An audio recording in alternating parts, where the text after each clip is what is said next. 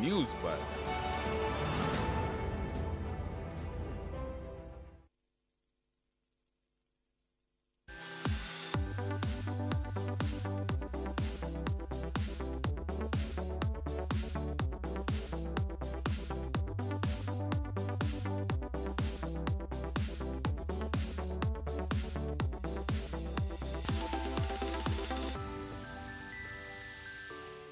नमस्कार, मैं साइमा खान हमारी इस खास पेशकश में आप सभी का स्वागत करती हूँ।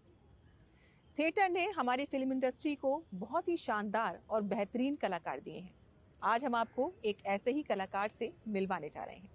हमारे साथ इस वक्त विनीत कुमार जी मौजूद हैं, जो लीक से हटकर रोल करने, नेचुरल एक्टिंग के लिए जाने जाते हैं।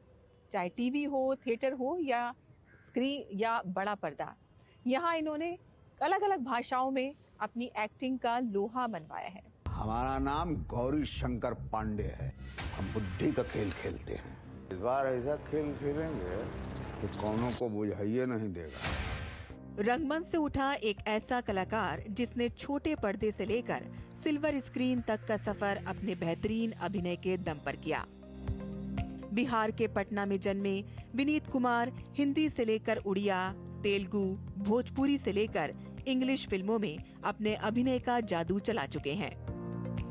यूं तो विनीत कुमार ने अपने करियर की शुरुआत एक पहलवान के तौर पर की, जहां उन्होंने बिहार में कई कुश्ती प्रतियोगिताओं में जीत भी हासिल की। लेकिन अपने दोस्त के साथ एक बार थिएटर देखने पहुंचे विनीत कुमार रंगमंच की दुनिया से इतने प्रभावित हुए कि अपना दिल और दिमाग वहीं छोड़ आए और बस यहाँ से इन्होंने भी अभिनय करने की ठान ली। घर पर पिता के विरोध के बाद भी इनका दिल अभिनय की तरफ खिंचता चला गया। अपने सपने को साकार करने के लिए इन्होंने 1968 में एक्टिंग की बारीकियां सीखने के लिए दिल्ली के नेशनल स्कूल ऑफ ड्रामा में दाखिला ले लिया, जहां से इन्होंने नाटकीय कला में मास्टर और फेलोशिप का कोर्स किया। विनीत कुमार ने तेलुगु फिल्म इंडस्ट्री से अपने अभिनय के सफर की शुरुआत की। फिल्म विक्रमा कुर्डू से डेब्यू किया, जिसमें वो मुख्य विलन के रूप में नजर आए। फिल्म हिट हुई और इनके काम को खूब प्रशंसा हासिल हुई।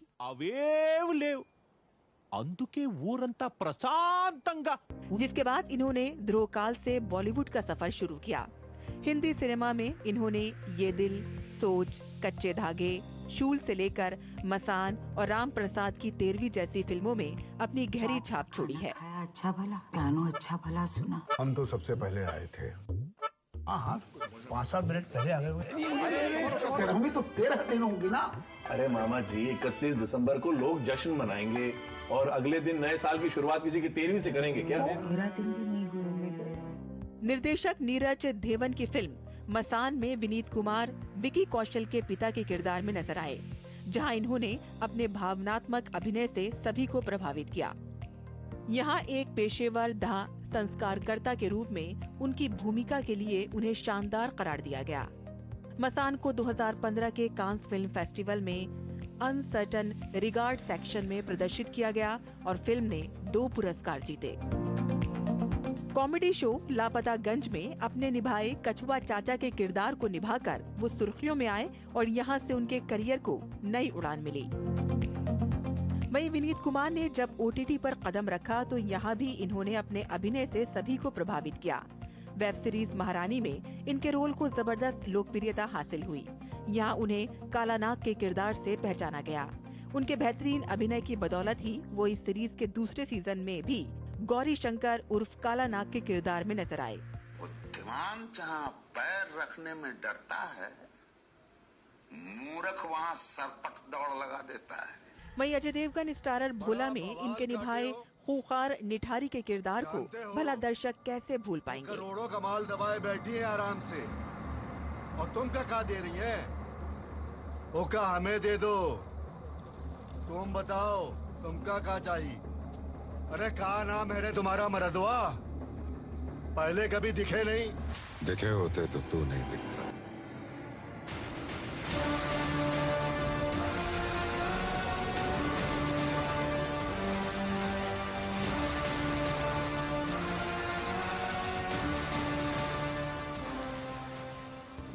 विनीत कुमार अंग्रेजी फिल्मों में भी अपने अभिनय का जौहर दिखा चुके हैं। इनमें electric moon, return to Rajapur, string से लेकर Bhopal, a prayer for rain जैसी इंग्लिश फिल्में शामिल हैं। विनीत कुमार जी, बहुत बहुत स्वागत है आपका डीडी न्यूज पर। विनीत जी, मैं इस वक्त जो आपसे इंटरव्यू ले रही हूँ वो नेशनल स्कूल ऑफ ड्रामा में ले रही हूँ जी। और इस एनएसडी से, इस मंच से, इस जगह से आपका एक बहुत ही गहरा जुड़ाव रहा है और बहुत ही पुराना जुड़ाव रहा है। आप जब यहाँ पर आते हैं तो क्या महसूस होता है आपको और किस तरह की फीलिंग आपको आती है? वो घर जैसा लगता है। 36 साल पहले यहाँ आया था। 36 साल से मैं लगभग 2012-13 तक हर साल 2 बार आया करता था। फिर 14 से आना जो है जरा कम हो गया और इस बार मैं भारंगम में आया हूँ और मुझे अच्छा लग रहा है और बहुत पॉजिटिव महसूस कर रहा हूँ। सर, आपने अपने इंटरव्यू में बताया है कि आपने थिएटर से शुरुआत ज़रूर की है, लेकिन उससे पहले से ही आपको एक्टिंग करने का चस्का था। तो ये हम आपसे जानना चाहते हैं कि आखिर आपको ये एक्टिंग का चस्का कैसे लगा? नहीं, एग्जैक्टली एक्टिंग का चस्का नहीं था। अभिनय करने के कुछ इंग्रेडिएंट्स होते हैं, कुछ उसके अलंकार हैं कि जैसे ऑनेस्टी है, सिंसियरिटी है, कमिटमेंट है, डिसिप्लिन है। ये मुझे घर से मिला। तो जब ये मुझे मिला तो जब मैंने थिएटर शुरू किया तो मुझे लगा ये तो मेरे खून में है, तो मुझे इस पे मेहनत करने की जरूरत नहीं पड़ी कि मैं जो भी काम करूं ऑनेस्टी के साथ करूं, सिंसियर रहूं, कमिटेड रहूं, सच बोलूं। तो एक विश्वसनीयता पैदा होने लगी, तो मैं ज्यादा बेहतर ढंग से चीजों को समझ सका। ये गुण मेरे अंदर घर से प्राप्त हुआ था। इस वजह से जो है मुझे अभिनय करने में आसानी। जी, ये तो आपने डिसिप्लिन की बात कही, लेकिन एक्टिंग करने को लेकर आपने क्या देखकर ये सोचा कि मुझे भी इसी की तरह से एक्ट करना है? मूलतः जो है ये बात लोग कहने में हिचकिचाते हैं।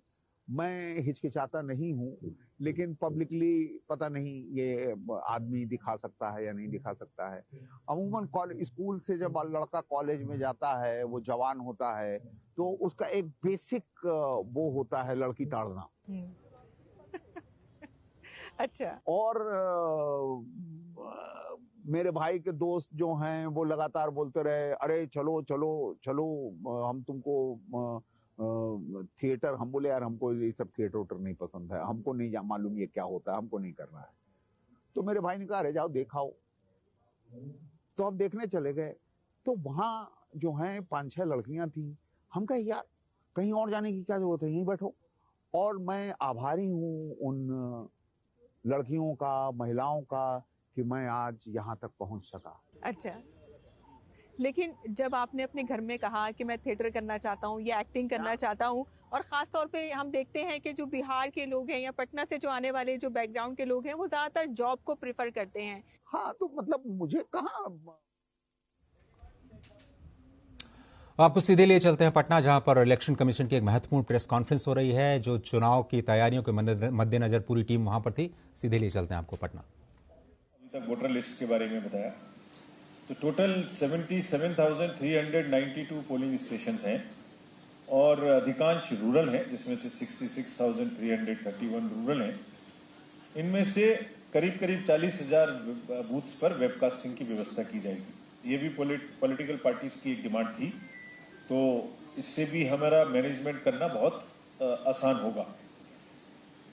पीडब्ल्यूडी मैनेज 40 बूथ होंगे और यूथ मैनेज 76 बूथ होंगे, और ऐसे भी 243 बूथ होंगे जहां सिर्फ महिलाएं ही पूरे के पूरे बूथ का नियंत्रण और संचालन करेंगी। फ्रेंड्स, सभी बूथ्स पे जो एश्योर्ड मिनिमम फैसिलिटीज हैं वो रहेंगी, यानी toilet, ramps, drinking water, electricity, wheel chair, ये सभी बूथ पे रहेंगे ताकि आने जाने में सबको सुविधा रहे। सबसे पहली बार बिहार में, अगर आपको याद हो तो 2020 का जब इलेक्शन हुआ था कोविड के दौरान, उस समय भी मुझे आने का मौका यहाँ मिला था एज इलेक्शन कमिश्नर। तो उस समय पहली बार ये व्यवस्था शुरू की थी कि घर में जो सीनियर वेरी सीनियर सिटीजन्स हैं उनके जाके वोट लाया जाए, और अब ये व्यवस्था पूरी कंट्री में लागू है और इस इलेक्शन से पूरे देश में ये व्यवस्था लागू हो गई है। तो पहला प्रयास यही हुआ था इसका। तो इसमें क्या है कि आप जो पर्सन विद डिसेबिलिटीज हैं वो फॉर्म 12D है जो अनाउंसमेंट के 5 दिन के अंदर वो भर सकते हैं, और जिनकी भी 40% से अधिक की डिसेबिलिटी है उनको घर जाके हम वोट लेंगे। बाकी इसके अतिरिक्त उनको अगर नहीं, बहुत सारे लोग नहीं लेना चाहते घर से वोट, वो बूथ पर आना चाहते हैं, और हम भी व्यवस्था कर रहे हैं उनके लिए कि उनको अलग से लाइन मिले, उनको व्हीलचेयर मिले, और ऐसा मौका मिले कि पर्सन विद डिसेबिलिटी जब बूथ पे आए और हम सब उनको एक्स्ट्रा फैसिलिटेशन दें, तो सोसाइटी में भी एक एग्जाम्पल सेट हो। यानी अगर बूथ पे हम उनकी देखभाल कर सकते हैं, उनका सम्मान कर सकते हैं, उनको इक्विटी दे सकते हैं, तो बाकी भी समाज में फिर रेलवे स्टेशन पर, एयरपोर्ट पर, मार्केट में हर जगह उनको सुविधा मिलनी चाहिए। ऐसा एक प्रयास हमारा है कि ये चीज़ हम एस्टेब्लिश करें। सिमिलरली बुजुर्गों के लिए भी हमारे जो ओल्ड एज के जितने भी वोटर्स हैं जो हमारे लिस्ट में शामिल हैं, उनको भी हम घर जाकर वोटिंग की सुविधा प्रदान करेंगे। और जब वोटिंग होगी तो साथ में एक टीम जाएगी जो वीडियोग्राफी भी करेगी, और पोलिंग कैंडिडेट को भी इजाजत है कि वो साथ में अपने लोगों को भेज सकते हैं। लास्ट माइल तक भी हम लोग पहुंचेंगे। ये जस्ट कुछ ग्लिम्सेस हैं, यानी जहां भी बूथ्स हैं, चाहे दियारा में जाना हो, चाहे बोट से जाना हो, कोई भी वोटर छूटे ना, ये हमारा प्रयास रहेगा। और आपके माध्यम से हम ये सबसे गुजारिश करेंगे, अपील करेंगे, रिक्वेस्ट करेंगे कि वो वोट देने जरूर आए। जब हम इतनी व्यवस्था करने की कोशिश कर रहे हैं तो कोई भी छूटना नहीं चाहिए। अब एक अपेक्षा भी है कि हम पूरे इलेक्शंस को बिल्कुल इंड्यूसमेंट फ्री, मनी पावर से दूर रखें, किसी भी प्रकार की क्लटरिंग और किसी भी प्रकार की गलत चीजें ना होने पाए। तो एक ये एप्लीकेशन है जिसको आपके सहयोग से हम सबके साथ तक पहुंचाना चाहते हैं। इसका नाम है सी विजिल, यानी विजिलेंट सिटीजन। अगर आप जागरूक हैं तो आप कोई भी शिकायत है किसी भी बूथ के बारे में, किसी पार्टी के बारे में, किसी कैंडिडेट के बारे में, तो अगर आप उसकी कोई टेक्स्ट लिख के, या कोई गलती हो रही है तो फोटो खींच के, या आप अगर हमें भेज देंगे इस ऐप पर, तो आपका जो कहाँ लोकेशन है ये हम अपने से ले लेंगे, लॉन्गिट्यूड लैटिट्यूड आपका हम अपने से ले लेंगे। और जो भी नियर बाई हमारी वो होगी वैन, SST होगी, कोई FST होगी, कोई सेक्टर मजिस्ट्रेट होंगे, 2 किलोमीटर में तो कहीं ना कहीं होंगे, उनको हम 100 मिनट के अंदर अंदर वहां भेज के उसकी इंक्वायरी करा के पोस्ट करेंगे वेबसाइट पर कि क्या विषय था, उस पर क्या हमने किया, वो सही था, गलत था, पार्शियली सही था, और उस पर।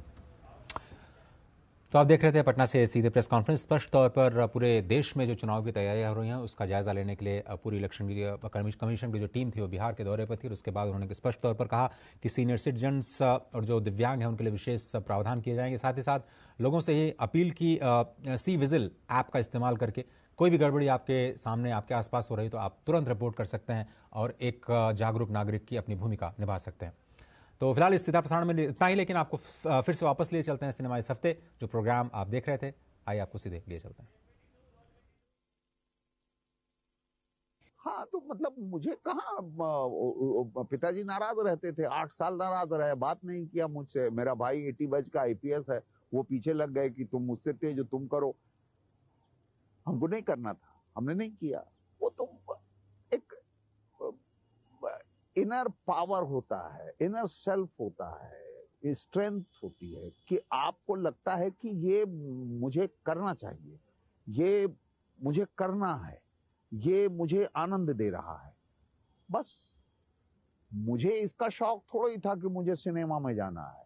मैं थिएटर का आदमी था, झोला छाप, झोला उठाया, उस समय JP का झोला चलता था, वो निकल गया रिहर्सल पे। शाम को 4 बजे से रिहर्सल, सुबह से पैसा इकट्ठा करना, फिर उसके बाद रिहर्सल करना 4 बजे से लेकर रात के 10 बजे तक। 10 बजे के बाद चाय की दुकान पे बैठ के डिस्कशन करना, 12 बजे रात में घर पहुंचना। पिताजी कहते थे ये क्या कर रहा है, कैसे इसका जीवन चलेगा। सही कहते थे, गलत नहीं कहते थे। लेकिन मेरे भाग्य में था ये सब होना करना, तो हो गया। मैं धीरे धीरे सीखने की तरफ हमेशा मेरा झुकाव बना रहा कि मैं सीखूं, मैं समझूं। जब मैंने शुरू किया था तो मुझे पता नहीं था, लेकिन 1978 में पटना में कला संगम ने बुलाया था एनएसडी रेपेट्री को शो करने के लिए। तो उस समय रेपेट्री में मनोहर सिंह जी थे, सुरेखा सीकरी, उत्तरा वावरकर, के रैना, रघुवीर यादव, तो सारे वो पुराने कलाकार उसमें थे। तो पहले दिन हुआ बेगम संध्या छाया। हम देखे, हमको लगा कि यार सुबह तो ये कुछ और होते हैं, रात में तो पता ही नहीं चलता है। ये लोग थे सुबह जो जिनके साथ हम थे। दूसरे दिन जब देखे बेगम का तकिया, लगा ये तो सिनेमा है। और तब मेरी समझ में आया कि भाई जो आप दिन में होते हो वो रात में नहीं होते हो मंच पे। और तब मेरी शुरू हुई खोज कि भाई अभिनय क्या है। तो मैंने शब्द समझा, अक्षर समझा, सेंटेंस समझा, ध्वनि समझा, शरीर समझा, वो समझ पैदा करनी शुरू की। और धीरे धीरे अब तो चूंकि इतना कुछ हो गया है, 50 साल के लगभग हो गए हैं, तो थोड़ा बहुत जान गए हैं। तो क्या आपको ऐसा लगता है कि अगर कोई कलाकार एक्टिंग करने के अंदर रुचि रखता है और वो आगे बढ़ना चाहता है, तो क्या उसको थिएटर करना चाहिए? हाँ, बिल्कुल करना चाहिए। एक समझ बनती है। हाँ, मतलब खाली नाटक करके चला जाए और अपनी समझ ना पैदा करे तो फिर उसका कोई फायदा है नहीं। समझ पैदा करना है। खाली आप आके लेबर की तरह से रिहर्सल करके चले जाओगे तो उसका कोई लाभ नहीं है। कि जैसे रट्टा मार के आपने एग्जाम दे दिया। एग्जाम देने के लिए आपको समझना पड़ता है कि वो जब आपको समझ में बात आती है कि अच्छा ये कहा क्या जा रहा है। तो दो तरह से एग्जाम देते हैं लोग। एक एग्जाम देते हैं कि क्वेश्चन का रट्टा मार लिया और जाके इम्तिहान दे दिए, आ गया तो पास कर गए। और दूसरा अपने सब्जेक्ट को समझते हैं और इम्तिहान देते हैं। तो ये दूसरे तरीके से जो है आप थिएटर करोगे तो आपको लाभ होगा। और थिएटर करके अगर आप अभिनय समझते हो, अभिनय करते हो और जब आगे बढ़ने की बात करते हो, तो इसका मतलब ये नहीं कि आपके भाग्य में जो है आप भाग्य खरीद लिए कि आप हिट हो गए। हिट होना समय है, और वो समय अगर आपका लिखा होगा तो आएगा, नहीं तो आप काम जानते रहोगे, काम करते रहोगे, लेकिन पॉपुलर नहीं होगे। तो ये सब सच्चाइयां हैं। मैंने आपके बारे में पढ़ा था जिसमें आप ये बता रहे थे कि आपके अंदर ऑब्जर्वेशन की पावर बहुत ज्यादा थी और उसमें ज्यादा आप रुचि रखते थे, जो एक एक्टर को होनी चाहिए। बिल्कुल होनी चाहिए।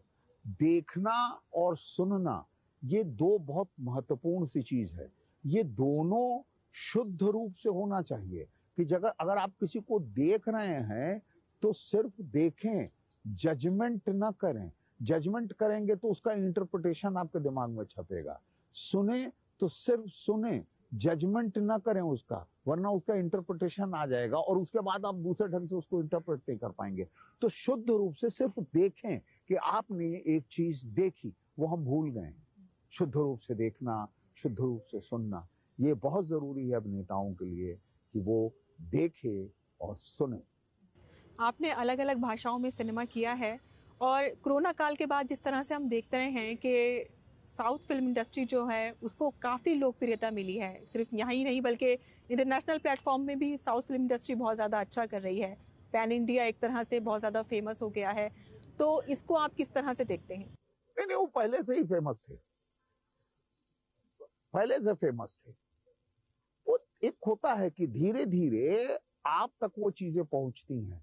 आप देखेंगे कि साउथ की फिल्में जो हैं वो हिंदी में डब होके आने लगी है ना जी। लगभग पिछले 15 सालों से या 20 सालों से, लगभग 2002-3 से जो है साउथ की फिल्में, छोटी छोटी फिल्में डब होके आने लगी और लोगों को वो फिल्म मजेदार लगने लगी। टीवी पे देखते हैं, है ना। अब टीवी पे देख देख के जो है उसका मजा लेने लगे और धीरे धीरे हालत ये हो गई कि लोगों को लगने लगा कि यार ये हिंदी से अच्छा है, हिंदी से अच्छा है। तो आपको ऐसी क्या बात लगती है? आप ऐसे कह रहे हैं ना, हिंदी से अच्छा है। भाई मेरे, क्योंकि वो जमीन की कहानी कहते हैं अपनी, हम जमीन की कहानी नहीं कहते हैं। हिंदी फिल्मों में जमीन की कहानी कहाँ कही जाती है? हम लोग तो फेरी टेल बनाते हैं। आजकल हम देख रहे हैं कि ओटीटी भी मनोरंजन के लिए एक बेहतर प्लेटफॉर्म साबित हो रहा है, और जहां पर हम देखते हैं कि कई कलाकार ऐसे हैं जो बहुत अच्छा कर रहे हैं। आपने स्टोरी की बात की है, कहानी की बात की है, बहुत ही बेहतरीन कहानियां वहां पर देखने को मिल रही हैं, स्टोरी देखने को मिल रही है। और थिएटर के भी कई एक्टर हैं जो ओटीटी पे बहुत अच्छा परफॉर्म कर रहे हैं। ओटीटी को आप किस तरह का मानते हैं? ओटीटी कुछ नहीं है, फिल्म का एक्सटेंशन है। टेलीविजन क्या है? कहानी है। टेलीविजन में कहानी बताई जाती है, हम कहानी रेंडर करते हैं। एक कहानी को हम जो है एक्सप्लोर नहीं करते हैं, रिपीट करते रहते हैं कि वो वहां जा रहा था, दूसरे आदमी ने भी कहा अरे हाँ वो वहां जाता हुआ दिखा, तीसरे ने कहा हाँ हमने देखा कि वो जा रहा था, वो जा रहा था, वो जा रहा था। पूरे एपिसोड में पता चला कि ये बात हुई कि वो जा रहा था, और हमें लगा कि अच्छे वो जा रहा था तो कहां जा रहा था। अब अगला एपिसोड, उसमें कहानी कही जाती है, उसका कंटेंट क्या है ये आपको नहीं पता होता है। अब सिनेमा है, सिनेमा विजुअल है, उस विजुअल को एक्सप्लोर करके एक कहानी तैयार की जाती है जो 2 घंटे की होती है। ओटीटी जो है उसी कहानी को एक्सपैंड करता है। तो इसीलिए ओटीटी पे जो चीजें आती हैं वो आपको सिनेमा की तरह दिखती हैं, क्योंकि वो लिमिटेड है। इसीलिए वो टेलीविजन सीरियल से अलग है, इसीलिए वो जो है कसा हुआ है, इसीलिए जो है वो मनोरंजक भी है। तो ये जो ओटीटी पे जो सारी चीजें हो रही हैं, चूंकि वो एक्सपैंड किया हुआ है, तो उसमें ढेर सारे एक्टर्स की जरूरत पड़ती है, क्योंकि अगर वो एक्टर्स ना हो तो वो कहानी होल्ड नहीं करेगी। तो इसीलिए जो है थिएटर के या और भी जो लोग हैं, नए लड़के जो अच्छा कर रहे हैं, वो सब उसमें आ रहे हैं। और तो यानी कि आप ये मानते हैं कि ओटीटी ने एक बेहतर प्लेटफॉर्म हाँ, एक दिया है लोगों को, प्लेटफॉर्म एक्टिंग का भी और स्टोरी टेलिंग। भाई देखिए, बेहतर कब बेहतर नहीं रहता है, हम तो इसी का इंतजार करते रहते हैं। हम कहते हैं ये बेहतर है, पता चलता है 4 दिन बाद वो बेहतर नहीं रहा। अब क्या करें? ऐसी ढेर सारी चीजें हैं जो ओटीटी प्लेटफॉर्म पे प्रॉब्लम क्रिएट करती हैं। मैं यही कहने वाली थी कि गाली आप बकते रहते हो। अब मैं भी गाली बकता हूँ। जब महारानी मैं करता हूँ, उसमें जो मैं काला नाग करता हूँ, उसमें मैं गाली बकता हूँ, किसी को आपत्ति नहीं होती है। आपत्ति तब होती है जब आप टिटलेट करने के लिए गाली बकना शुरू करते हो, या आप ऐसे दृश्य दिखाते हो जिससे कि सेक्सुअल वो कॉनोटेशंस जो हैं कि वो टिटलेट करे। ये गलत है। समस्या यहाँ होती है कि जो लोग काम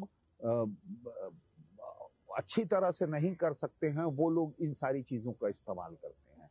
बिला वजह गाली देने की जरूरत क्या है? जरूरत है तो आप कीजिए, नहीं जरूरत है तो प्रॉब्लम है। अच्छा सर, आपके रोल्स के बारे में बात करेंगे कि आपके सबसे ज्यादा आपको कौन सा रोल जो है वो पसंद आया अपने ऊपर, ये भी लोग जानना चाहते हैं। आपने बहुत से अच्छे कैरेक्टर्स किए हैं, कौन सा सबसे ज्यादा रोल करते हुए आपको बहुत ज्यादा मजा आया और बहुत अच्छा लगता है आपको? कुछ नहीं।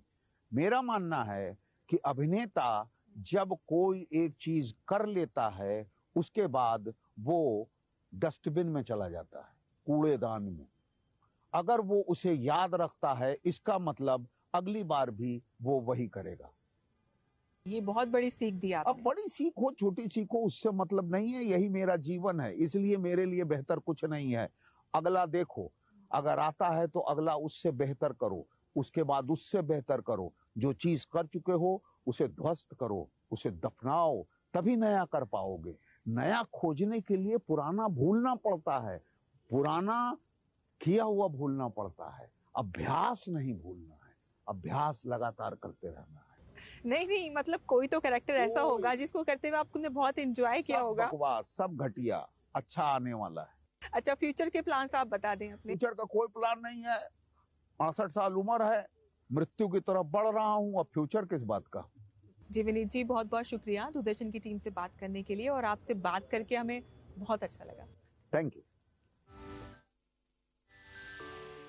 और अब हम बात करेंगे मिस वर्ल्ड प्रतियोगिता की। मिस वर्ल्ड का कंपटीशन इस बार भारत के लिए खास होने जा रहा है, क्योंकि मिस वर्ल्ड प्रतियोगिता की मेजबानी इस बार भारत करने जा रहा है। जी हाँ, आपने बिल्कुल सही सुना। अगले ही महीने 71 से ज्यादा देशों की सुंदरियां आपको इस कंपटीशन में नजर आएंगी।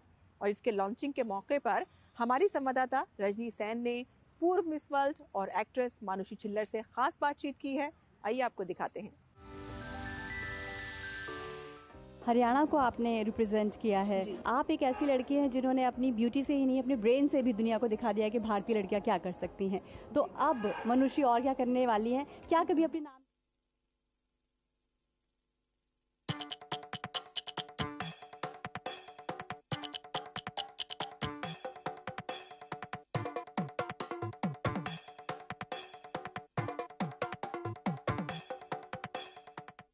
नमस्कार, स्वागत है आप सभी का डीडी न्यूज पर। एक भारत श्रेष्ठ भारत के इस खास कार्यक्रम में मैं हूं आपके साथ मनीष वाजपेयी। हमारा देश भारत देश बहुरंगी देश है, बहुभाषी देश है, बहु संस्कृतियों का देश है। हमारा ये देश त्योहारों का देश है, परंपराओं का देश है। और ऐसी परंपराओं में एक परंपरा शामिल है मेले की। हमारे देश में अलग अलग